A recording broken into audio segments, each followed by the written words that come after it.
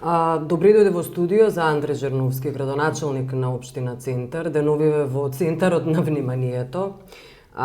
Заради тензијата која се создаде околу црквата Свети Константин и Елена, постојано велите дека нема да се руши. Што се случи? Има информации, објави 24 вести дека биле фрлани дури молотови коктели, не биле само јајцата кои беа фрлени или скршените прозорци. Се плашите ли за вашата безбедност, господин Жерновски? Добро вечер, благодарам за поканата. Не се плашам за мојата безбедност. Не ми е драго што ова се случува во Република Македонија. Случувањата во Центар не одразуваат само атмосферата во Центар, туку одразуваат состојбата со демократијата во Република Македонија и одразуваат односот, релацијата на централната власт кон локалната власт. Значи има една општина во Скопје која што освои опозицијата и таа е денеска буквално и одвнатре и однадвор окупирана, нападната од приврзаници на ВМРО-ДПМН.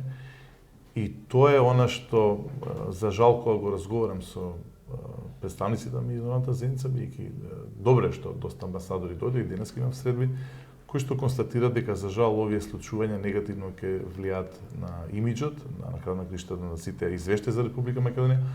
Оттаму жалам што овие случувања, пак велам, ќе се рефлектираат на воопшто на состојбата во Македонија и оценката за тоа каде е Република Македонија.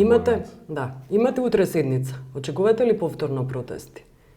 Веќе не знам до каде може да оди сценариот. Јас потоа дознав од медиумите дека всушност таму полицијата во последен момент спречила да бидат фрлени молотови коктели.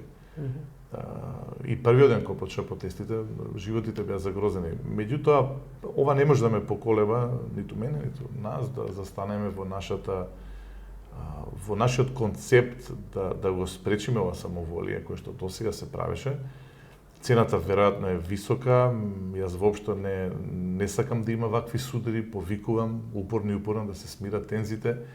Ние воопшто не собираме граѓани како контрапротест, нешто што ВМРО-ДПМН го прави, не организиравме, имаше многу јавувања и на луѓе кои што не се партиски, се разбира, што посебно ме радува, бидејќи граѓаните сакаат да се спротивстават на оваа узурпација, на овој напад на општина Центар.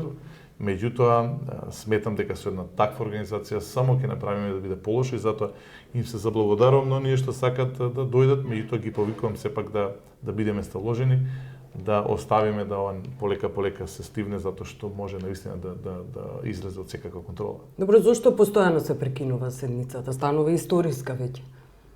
Значи, пазите, спомнавте, почна со протестите за црквата, јас неколку пати објаснив и денеска објаснувам дека црквата ќе продолжи да се гради. Но не ви веруваат ниту Веритас, ниту верениците, ниту ВМРО.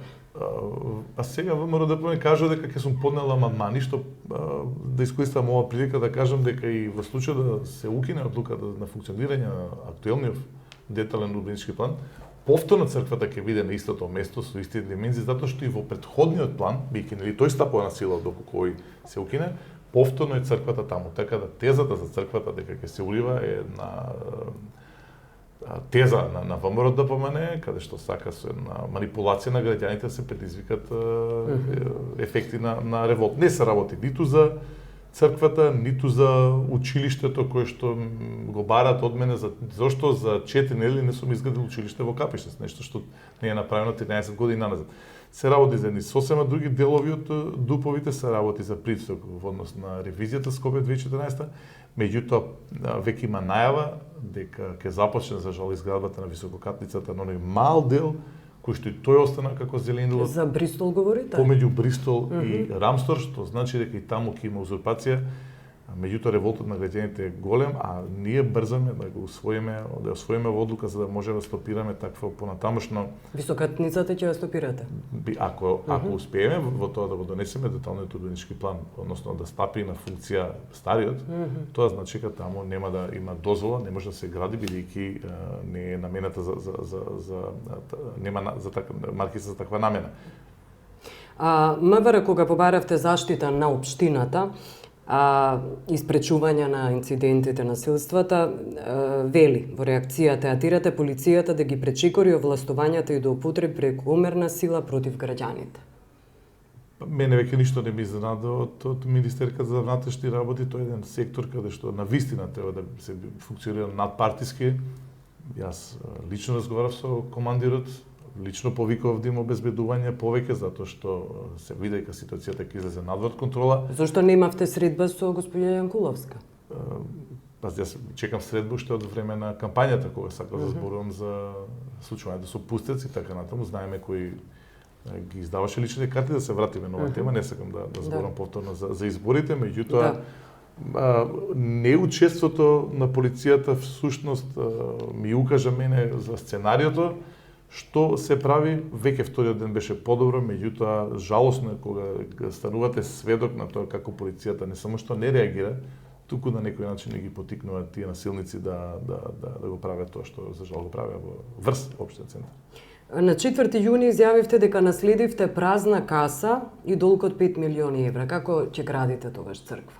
Прво, празната каса е, тоа се две различни позиции. Празната каса е потрошена, во февруар месец е потрошен буџетот за цела 2013 година. Да. 5 милиони евра. 5,5 милиони евра се дополнителна обврска на општен центар затоа што во претходниот мандат се земени кредити за двете катни гаражи. А сега еве плюс доаѓа за плаќање мостот кој што општен центар го финансирала, а за кој што воопшто нема ингеренција. Двата моста што се изградени на Вардар се изградени со преку буџетот на општен центар, со пари на граѓаните на центар, а всушност јасно е дека општината нема воопшто надлежност да гради мостови затоа што се што е на реката Вардар е под надлежност на Скопје. Што значи кога доаѓаме до констатација дека имаме ненаменско трошење на средствата, а што ми имаме ненаменско трошење на средствата, јасна е понатамошната процедура. Што е јасно? Која е понатамошната? Ќе мора да се одговара за тоа. Тоа ви го кажа Комисијата за ревизија? Ревизијата работи, јас набележав на почетокот кога го обелоденивме тој проект, дека има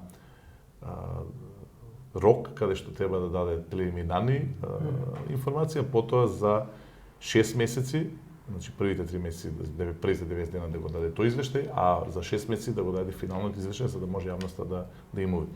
Ова е што го зборам за ингеренциите е кристално јасно. Кој ги има ингеренциите? Кој ќе одговара? Тие што донеле одлуката. Кои се тие? Советот, градоначалникот ќе мора да констатираме тоа.